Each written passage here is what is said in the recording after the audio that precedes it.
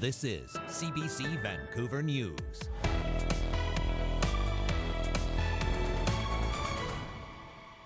Way up there, that it's usually the shoreline. There's a long-term concern about energy security as a result of these droughts. Drought conditions so bad, they're forcing BC Hydro to cut back power generation in some areas. A lot of us are feeling very disillusioned with the party. I have mixed feelings about how the race ended. Race over. David Eby will be the NDP's next leader and BC's next premier. What he and Anjali Appadurai do agree on. We need to make sure everyone is talking about public safety. This is about a justice system that needs to be looked at. And as her family and fellow Mounties mourn a BC RCMP officer, her death prompts more concerns about suspects, offenders, and bail. Good evening, I'm Dan Burritt. Thanks for joining us. It is another alarming sign of our province's concerningly dry weather. While we're finally expecting some rain in the next few days, water levels at Alouette Lake and Maple Ridge have hit stunning lows. CBC News has learned BC Hydro has reduced the amount of power being generated at that reservoir. Michelle Gassoub has more on the concerns for a long-term energy crisis. On a regular fall day, I could be swimming right here where I'm standing. But drought conditions in September and all the way into October mean water levels are incredibly low here at Alouette Lake. Alouette Lake in Golden Ears Provincial Park, normally a haven for swimmers and boaters. These bone-dry conditions are so extreme, the buoys normally floating in the middle of the lake are sitting on dry land. Honestly, it's way up there that it's usually the shoreline, and these are in the middle. I mean, it takes me a good 5 minutes to swim out to this. Water levels this low can threaten the fish and animals that use these waterways. BC also depends on the water from these lakes to generate hydroelectric energy. Alouette Lake is actually a reservoir managed by BC Hydro, and it sends water to two key places. First of all, to Alouette River for a salmon habitat, and two, through this dam to go on to generate power. But BC Hydro says right now water levels are so low, they're sending less water through here to create power so they can prioritize enough water to keep those salmon alive. BC Hydro said in a statement, managing reservoir levels is a normal procedure for our system of dams and reservoirs throughout the province, and that based on our modeling, we project being able to continue to maintain fish flows into the Alouette River. It's kind of hard to imagine that the energy situation and the energy generation capacity would not be impacted. Experts say more periods of prolonged drought could eventually spell trouble for BC's energy supply. There's a long-term concern about energy security as a result of these droughts, and we know that moving into the future, based on climate change, we're anticipating there will be more hotter and drier summers, prolonged periods of drought down the road. So it's not just what's happening right now. These conditions will also make this landscape more prone to flooding when the wet weather returns. Though for now, with rain finally in the forecast, there's relief this reservoir may soon fill up. It's concerning, and it's well worth praying for, and we'll be glad when the river starts filling up and the lake starts filling up and we've got rain again. With hopes BC won't go from drought to floods in just a few weeks. Michelle Gassoub, CBC News, Maple Ridge. The lack of rain is having serious economic impacts on numerous industries in BC. You might think mushrooming is a bit of a hobby, but it is big industry, and the drought is causing big problems. Arlene Young went into the woods. So we have just arrived at an undisclosed location because mushroom picking locations are very secretive. This is people's bread and butter to know the secret spot. So we've arrived here. We're with our guide, Hans. He's in the bush already. Let's go in there and see what we can actually find this year. Wow, you lifted that up and it almost looks like dust. It is almost dust, yes. This time of the year, this stuff is usually wet and green. It's brown. Let's go through here a little bit. Just be careful when you go with your cameras, you don't fall on your nose.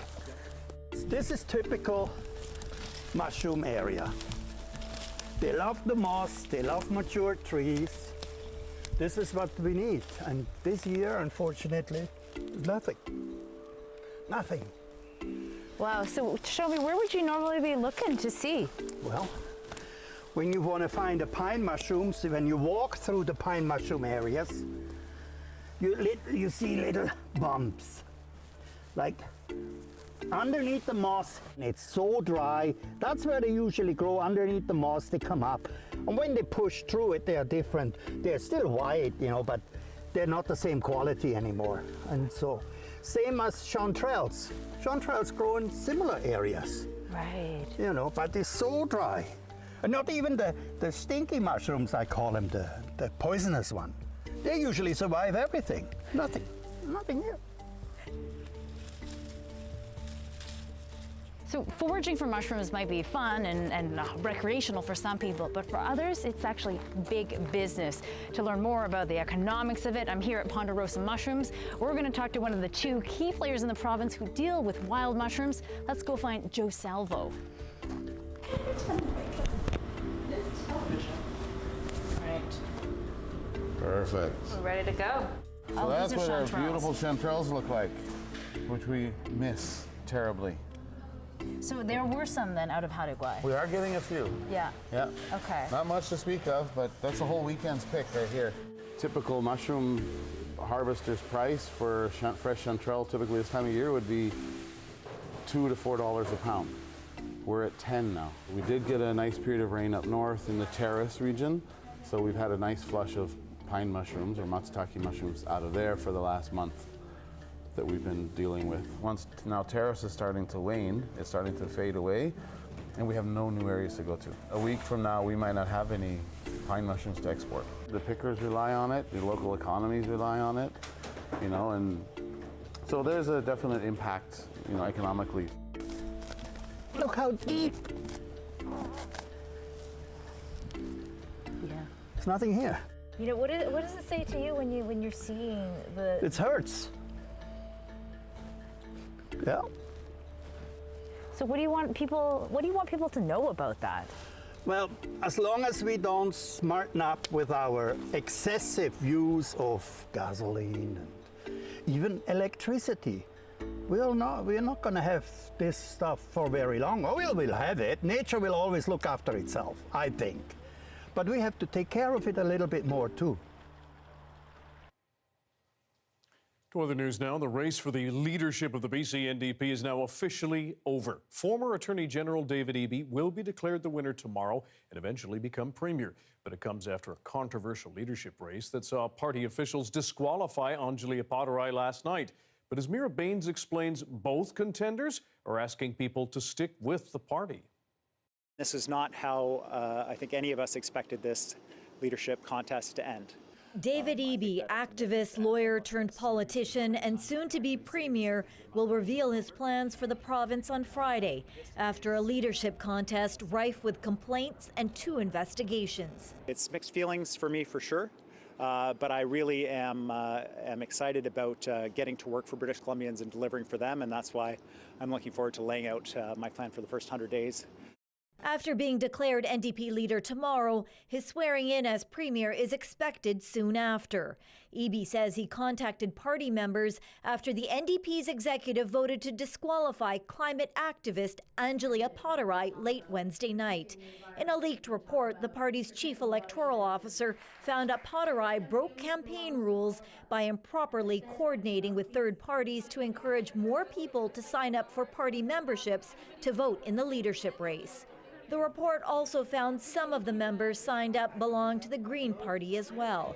Appadurai has denied wrongdoing and made her case on the steps of the legislature after being hit with travel delays. A lot of us are feeling very disillusioned with the party, and we're feeling like the kinds of changes that we want to see are blocked at every turn.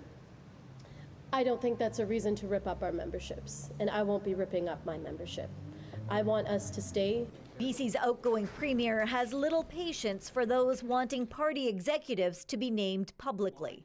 Because they're being inundated by people who say this is by Green Party members saying we want to take over your party.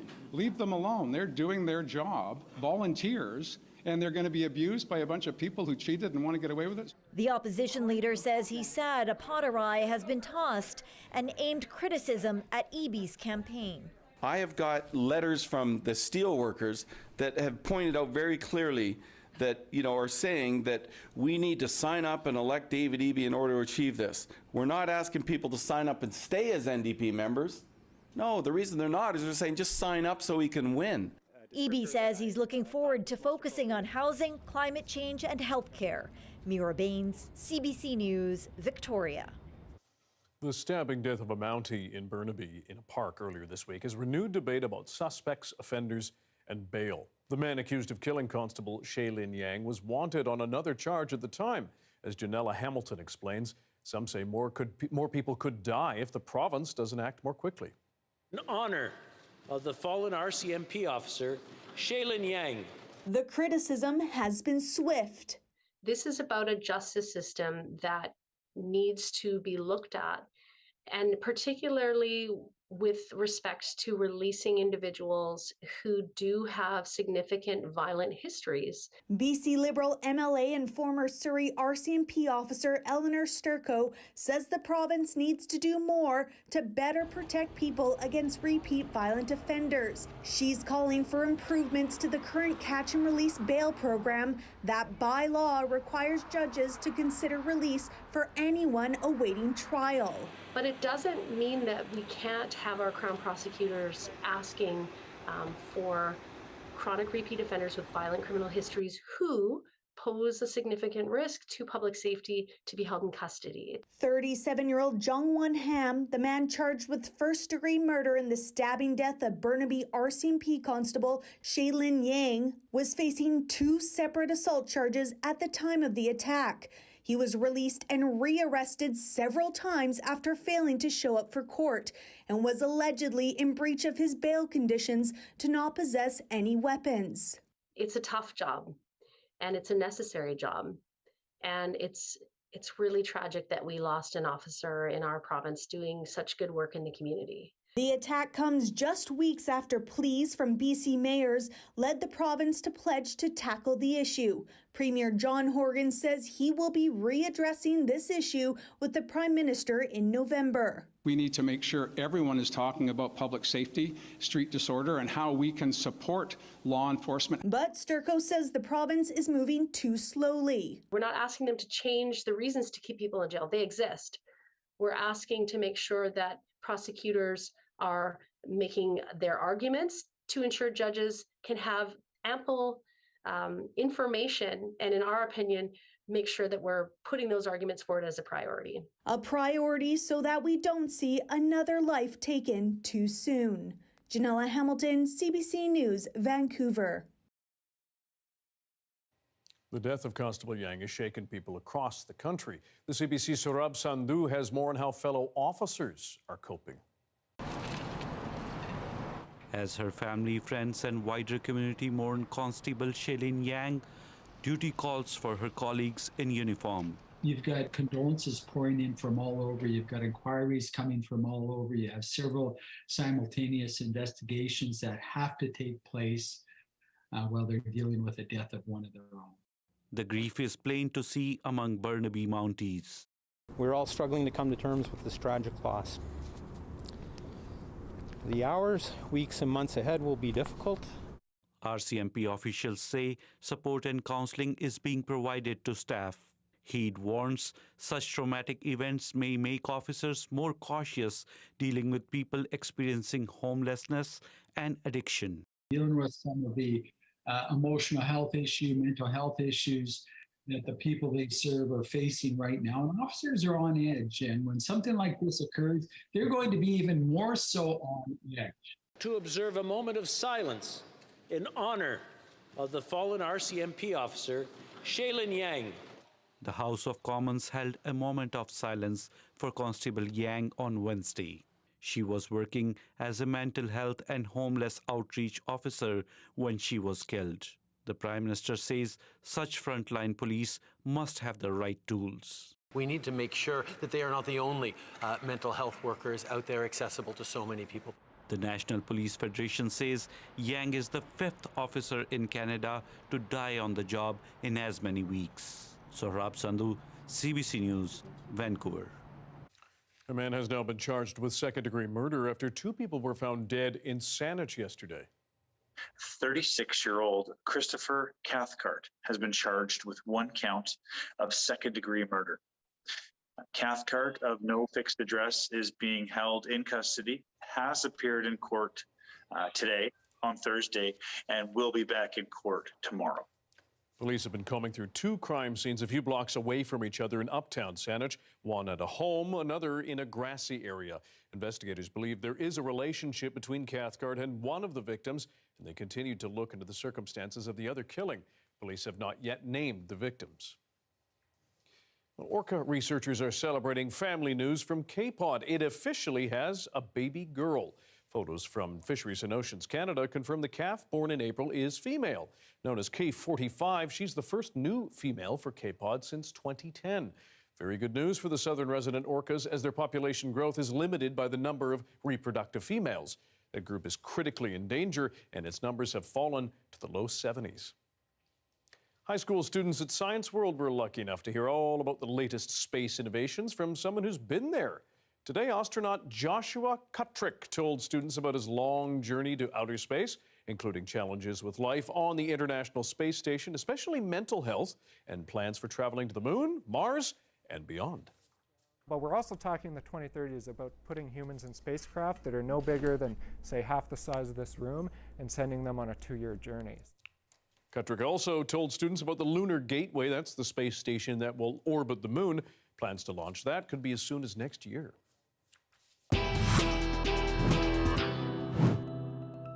Sexual violence will not be tolerated by our community, by anyone. Former Headley frontman Jacob Hogard is sentenced to 5 years in prison after being found guilty of sex assault. More after this.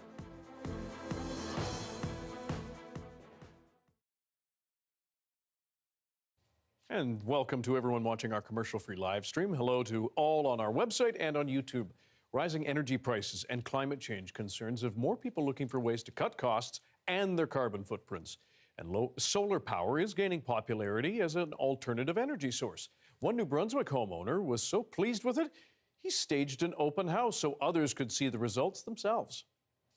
My name is Carl. This is our place here. We had this system installed about 2 years ago, and it's worked out really well. This is what's called a grid-tied solar array. So that means it's a system whereby we can generate a portion or all of our own power while remaining attached to the local power grid. So it means we get the benefit of generating our own power to lower our bills, but we still have the reliability of the grid backstopping us. This system was installed 2 years ago on our pre-existing home.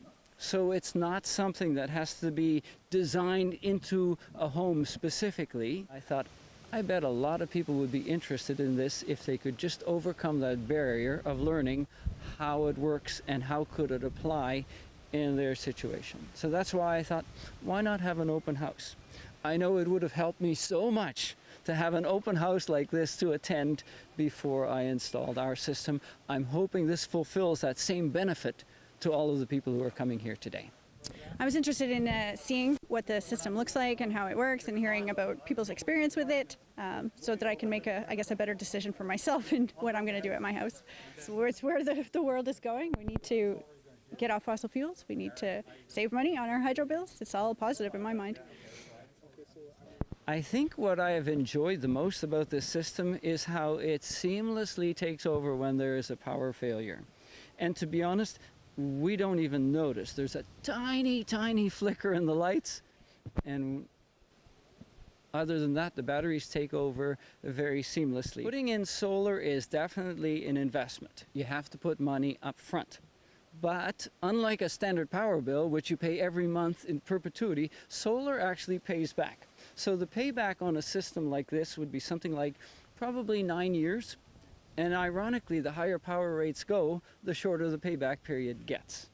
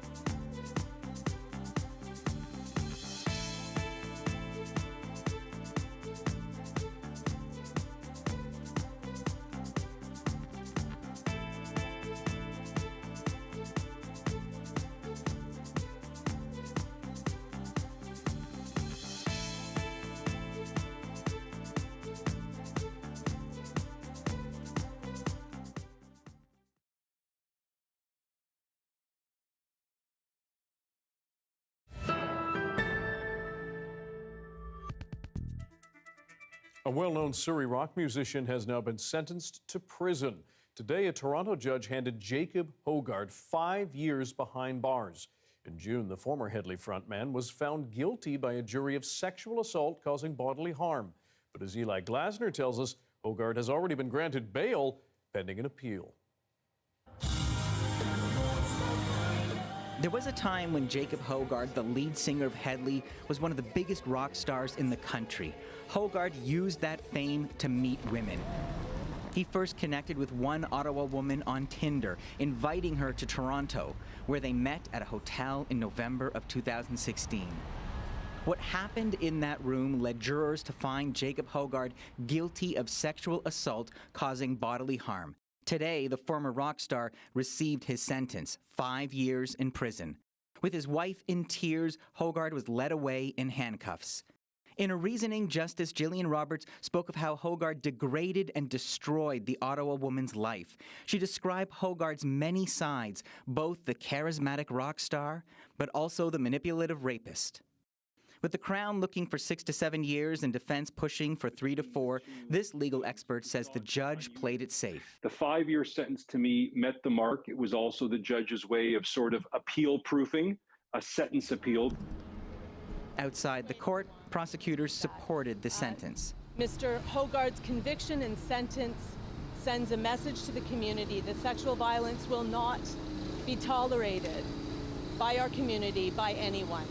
Prosecutors are also hoping it will encourage sexual assault survivors to contact authorities. I think survivors are always listening. The assumption that they're not is not true. After different outcomes, this advocate says the women she works with are watching closely. So when someone in a position of power, like a musician or a professor or a politician, is held to account on sexualized violence, that sends a message that no matter your social location, you will be held to a standard that everyone else should be held to. Meanwhile, Hogarth still faces a separate charge of sexual assault causing bodily harm for an incident that happened in Kirkland Lake, Ontario in 2016. Eli Glasner, CBC News, Toronto. This is a time-lapse of downtown Vancouver from this morning. You can see that choking wildfire smoke still lingering, but a bit of blue sky later in the day, and we're set to get some relief this weekend as rain finally moves in. Kaljit Kayla will have your BC-wide forecast after this.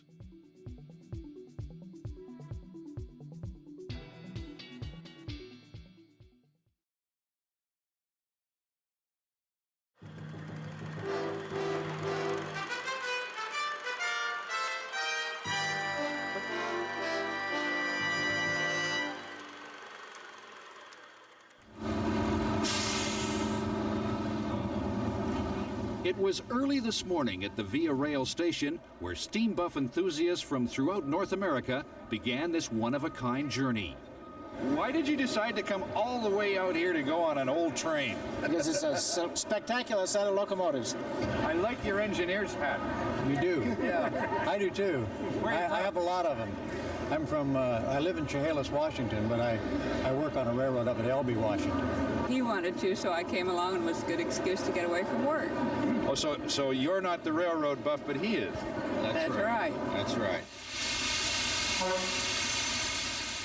The trip was planned as a fundraiser for the Royal Hudson and Alberta Rocky Mountain Rail Societies. Some of these people have waited years for a trip like this. Good morning, good morning. What do you need? As everyone began to board, we managed to get a look inside the cab of the Royal Hudson. This is only the second time that I've ever operated this locomotive, but going to be the most exciting time for sure.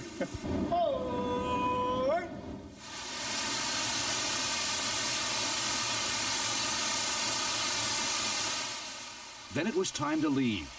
The engines with a full head of steam heading for the first night stop in Kamloops.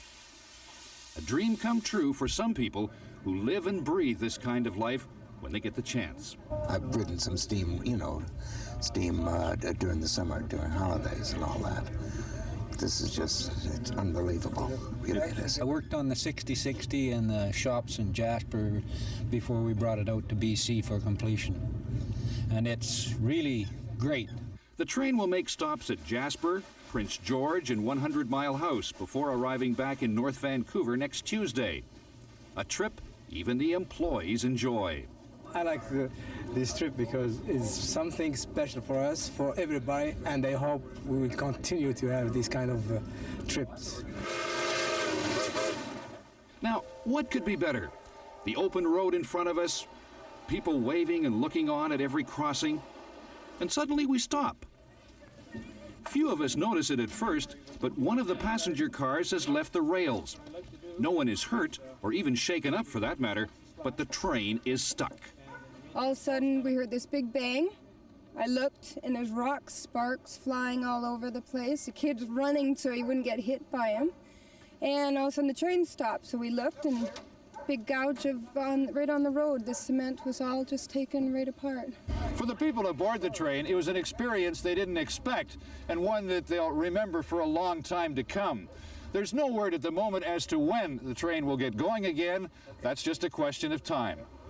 Bob Gillingham, CBC News, near Chilliwack.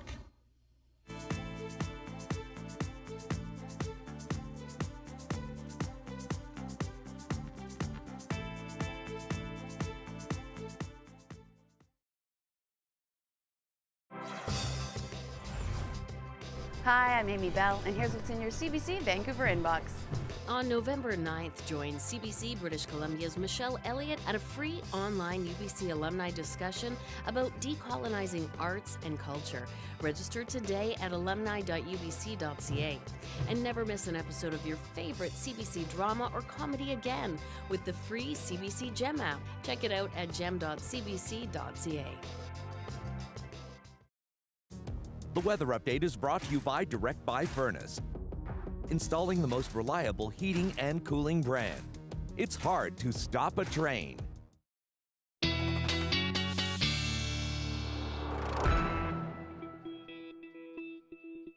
Our BC-wide weather forecast now with Kuljit Kayla. Kuljit, we're closing in on some relief from this choking smoke, right? It's finally here?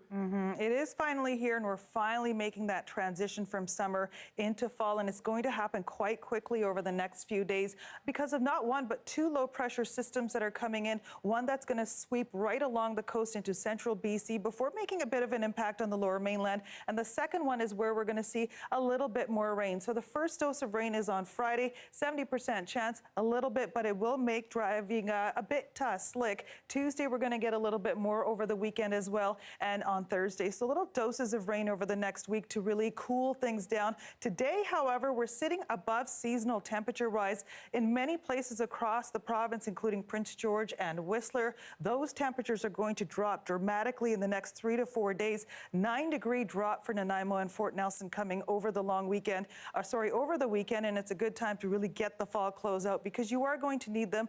The cold front is coming in, bringing with it bits of rain, 12 degrees over the weekend. A little bit of sunshine we'll see, but not much. Tuesday, we're right back at it, and that's when we're going to see the most amount of rain early next week into the week. So cloudy conditions, cold conditions, sweater weather, Dan, finally here for you. Yes, indeed. Turtlenecks, but I guess also as well, we need to worry about any potential for flooding after all this drought.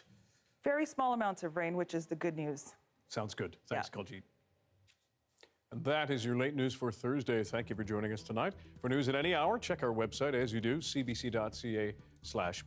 Your next local news is on the early edition on CBC Radio 1. That starts tomorrow morning at 5 o'clock. Michelle Elliott will be in the chair as your host tomorrow night at 11 o'clock, and I will see you on Halloween. Good night.